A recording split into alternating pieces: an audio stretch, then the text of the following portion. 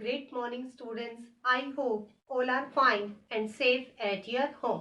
बच्चों, कल हमने अपने पाठ 2 मंत्र में पढ़ा कि डॉक्टर चड्डा अपनी मोटर में बैठकर चले जाते हैं और बूढ़े व्यक्ति को विश्वास नहीं होता कि संसार में ऐसे भी लोग हैं जो अपने शौक के आगे किसी की जान की भी परवाह नहीं करते और बूढ़ा व्यक्ति निराश होकर अपने बेटे को वापस घर ले जाता है। उसी संध्या उसका बेटा संसार से चला जाता है। कैलाश डॉक्टर चड्डा का बेटा है। उसके जन्मदिन पर पार्टी मनाई जाती है जिसमें रईस और कॉलेज के छात्र आते हैं। मृणालिनी कैलाश की सहपाठी है। वह कैलाश को सांपों को दिखलाने का बार बार आग्रह करती है। एक महाशय ने कहा, दिखा क्यों नहीं देते, टाल मटोल करते रहते हो। यह सब सुनकर कैलाश ने सांपों को दिखाने का आग्रह किया। कैलाश ने अपनी बीन बजानी शुरू की और एक एक पिटारे से सांपों को निकालना शुरू कर दिया। फिर कैलाश ने एक सबसे जहरीले काले रंग के सांप को पकड़ लिया। फिर एक महाशय ने हंसी मजाक करते हुए कहा, इनके दांत तोड़े गए होंगे, लेकिन कैलाश ने कहा, इनके दांत नहीं तोड़े गए हैं।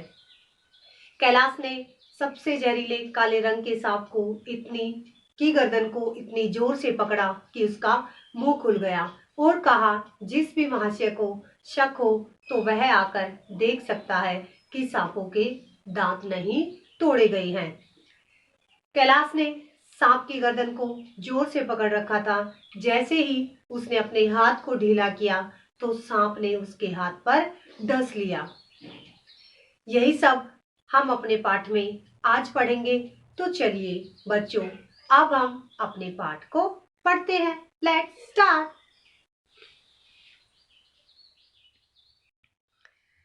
कैलाश ने जोश में गर्म होकर कहा, कौन कहता है कि मैं दिखाना नहीं चाहता?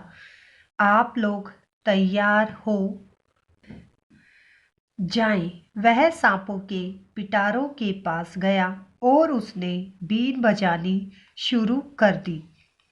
फिर एक एक पिटारे से सांप को निकालना शुरू किया और अपनी गर्दन में लपेटने लगा। जैसे कि आप पिक्चर में देख रहे हो बेटा, कैलाश ने क्या कर दिया है, बीन बजाना शुरू कर दिया और एक एक सांप को पिटारों से निकालना भी। एक मित्र ने छेड़ा, दांत तोड़ डाले होंगे। कैलाश हंसकर बोला, इनके दांत नहीं तोड़े गए हैं। यह कहकर एक काले सांप को पकड़कर बोला, मेरे पास इससे जहरीला सांप नहीं है। अगर किसी को डस ले तो देखते ही देखते दम निकल जाएगा। दम निकलना एक मुहावरा होता है जिसका अर्थ होता है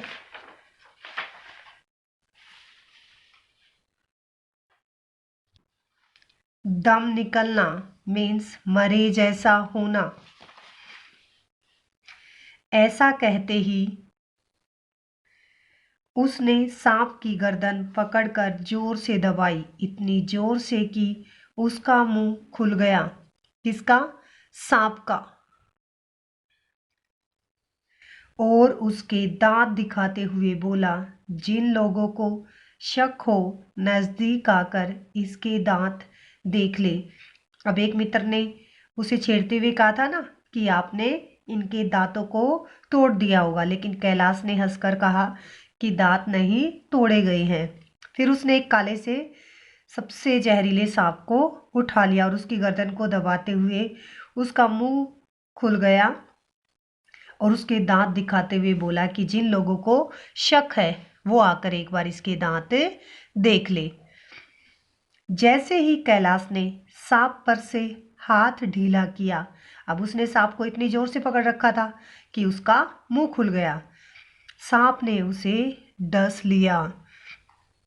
वह उस कमरे की तरफ भागा जहां मेज की दराज में जड़ी रखी हुई थी। अब वो सांपों को पालता था तो उसने जड़ी बूटियां भी इकट्ठा कर रखी थी। जैसे ही सांप ने उसे काटा तो कैलाश उस कमरे की तरफ भागने लगा जहां मेज में उसने जड़ी बूटी को रखा था। उसके विचार से जिसे पीस कर लगाने से जहर का असर खत्म हो जाएगा। महफिल में भगदड़ मच गई। महफिल देखिए एक शब्द है जिसका अर्थ होता है सभा। महफिल सभा, सभी लोग आए हुए थे ना, तो जो सभा थी उसमें क्या हो गई, भगदड़ मच गई। डॉक्टर साहब चाहते थे कि उंगली काट दी जाए, पर कैलाश न माना। उसे जड़ी पर पूरा विश्वास था, लेकिन जहर ने अपना रंग दिखाया। धीरे धीरे उसके होठ नीले पड़ने लगे और वह अचेत हो गया। अचेत एक शब्द है जिसका अर्थ है बेहोश होना। मीन्स जो कैलाश था, सांप ने उसे डस लिया था, तो वो जैसे उसके जहर का असर हुआ तो क्या हो गया, कैलाश बेहोश हो गया।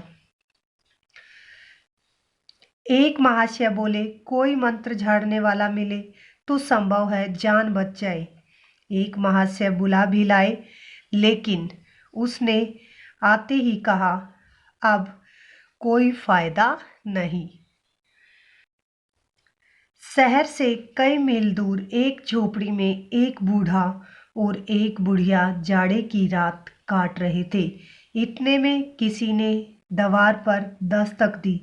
दस्तक देना क्या होता है, मेज दरवाजे को खटखटाना। दस्तक, दरवाजा, खटखटाना। दस्तक, दरवाजा, खटखटाना। भगत, क्या सो गए? जरा किवाड़ तो खोलो। अब कोई उनके दरवाजे पर आता है और पूछता है कि भगत, क्या तुम सो गए हो? जरा दरवाजा तो खोलो।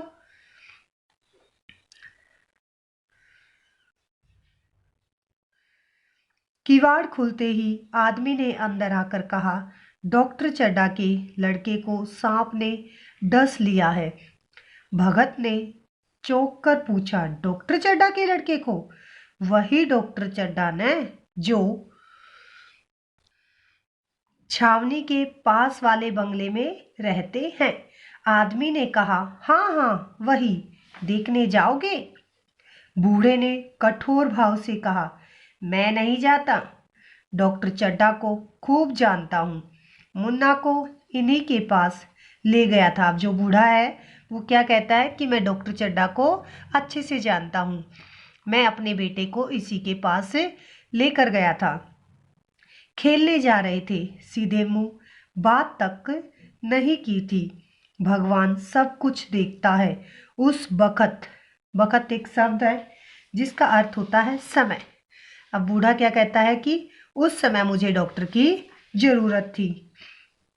उस बखत मेरी आंखों से आंसू निकल पड़े थे। अपने खेल के पीछे उस पत्थर दिल ने मेरे मुन्ना को देखा तक नहीं। अब बूढ़ा क्या हो जाता है, बूढ़े का दिल भर आता है और कहता है कि जब मेरा मुन्ना बीमार था, मेरा बेटा बीमार था, तो इस डॉक्टर साहब ने सीधे मुंह तक बात भी नहीं की थी और मेरी आंखों में आंसू आ गए थे, लेकिन उस पत्थर दिल को अपने खेल की पड़ी थी। पत्थर दिल का अर्थ है कठोर हृदय। पत्थर दिल मीन्स कठोर हृदय। भगत के जीवन का यह पहला अवसर था जब किसी को सांप ने काटा हो और वह चुपचाप बैठा रहा हो, पर आज ऐसी खबर सुनकर भी वह घर से कदम नहीं निकाल सका। सोने की कोशिश करने लगा, पर नींद कहाँ। चुपके से उठा, लाठी उठाई और किवाड़ खोलकर बाहर निकल गया। चौकीदार ने पूछा, कहाँ चले भाई? भगत ने कहा, जाऊंगा कहाँ, देख रहा था रात कितनी बाकी है। अब जैसे वह आदमी चला जाता है और भगत बार बार सोचता रहता है, सोने की कोशिश करता, लेकिन उसे नींद नहीं आती। फिर वो चुपके से अपनी लाठी को उठाता है और दरवाजा खोलकर बाहर निकल जाता है। फिर चौकीदार ने उससे पूछा, कहाँ चले भाई? भगत ने कहा, जाऊंगा कहाँ, देख रहा था कि रात कितनी रहती है। चौकीदार ने कहा, डॉक्टर चड्ढा के बेटे का हाल तो तुमने सुना ही है, तुम क्यों नहीं चले जाते? सुना है 10,000 देने का वादा किया है। भगत, मैं तो नहीं जाऊंगा, चाहे वह 10 लाख भी दे। मुझे लेकर करना क्या है? कल मर जाऊंगा तो फिर कौन भोगने वाला बैठा है? अब चौकीदार उसे बताते हैं कि डॉक्टर चड्ढा के बेटे का हाल बहुत ही बुरा है, तुम क्यों नहीं चले जाते? उन्होंने 10,000 देने का भी वादा किया है। भगत ने कहा, चाहे वह 10 लाख दे, मुझे क्या करना है उन पैसों का, क्योंकि मेरे यहाँ तो फिर कोई भी नहीं है जो उन पैसों का उपयोग कर सके। चौकीदार चला गया। भगत लाठी खट खट करता हुआ आगे को बढ़ने लगा। दिमाग कहता था मत जाओ, पर अंदर की आवाज आगे ठेलती थी। उसका दिमाग तो कहता है कि आप मत जाएं, क्योंकि उसने आपके बेटे को नहीं देखा था। ठेलना मीन्स धकेलना, उसकी अंतरात्मा उसे धकेलती थी कि आपको वहां जाना चाहिए। आशा है आज हमने अपने पाठ में जो पढ़ा वो आपको समझ आ गया होगा। हमने पढ़ा कि कैलाश एक एक करके सांपों को दिखाना शुरू कर देता है और उसने सबसे जहरीले रंग काले रंग के सांप को अपने हाथ में पकड़ लिया और एक महाशय ने कहा कि इनके दांत तोड़े गए होंगे, लेकिन कैलाश ने उसे दिखाने के लिए उस सांप को जोर से पकड़ा कि उसका मुंह खुल गया और उसके दांत दिखाई देने लगे। फिर उस सांप ने कैलाश के हाथ पर डस लिया, जिससे कैलाश का रंग नीला पड़ने लगा। किसी महाशय ने कहा कि झाड़े वाले को बुलाया जाए। तुरंत झाड़े वाला आया और उसने कहा, अब कुछ नहीं हो सकता। शहर से दूर एक झोपड़ी में एक बूढ़ा और एक बुढ़िया रहती थी। एक व्यक्ति उनके घर जाता है और दरवाजे को खटखटाता है। भगत, सो गए क्या?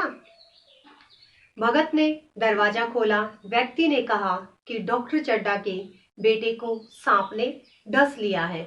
भगत ने कहा, डॉक्टर चड्ढा के बेटे को? व्यक्ति ने कहा, हाँ, क्या तुम उन्हें जानते हो?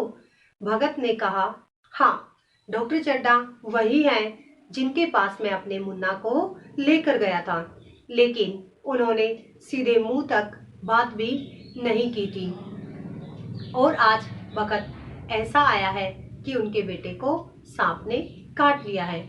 उसके मन में हलचल मच जाती है। किसके मन में? भगत के मन में, कि अब क्या हो। एक उसका मन कहता है कि मुझे वहां जाना चाहिए, लेकिन उसका दिमाग कहता है कि आपको वहां नहीं जाना चाहिए, क्योंकि उसने आपके बेटे को नहीं देखा था। भगत सोने की कोशिश करता है, लेकिन उसे नींद नहीं आती है। वह दरवाजा खोलकर बाहर देखता है कि रात कितनी हो गई है। चौकीदार उससे पूछता है कि भाई, तुमने डॉक्टर चड्ढा के बेटे का हाल तो सुना ही है, तुम क्यों नहीं चले जाते? उन्होंने 10,000 रुपए देने का भी वादा किया है, लेकिन भगत मना कर देता है कि चाहे वह 10 लाख रुपए भी दे, मैं वहां नहीं जाऊंगा, क्योंकि मेरे यहाँ भोगने वाला कौन है। लेकिन उसकी अंतरात्मा भगत को कहती है कि आपको वहां जाना चाहिए। बच्चों, आप सभी ने पाठ को अच्छे से पढ़ना है, समझना है। धन्यवाद। आपका दिन शुभ हो।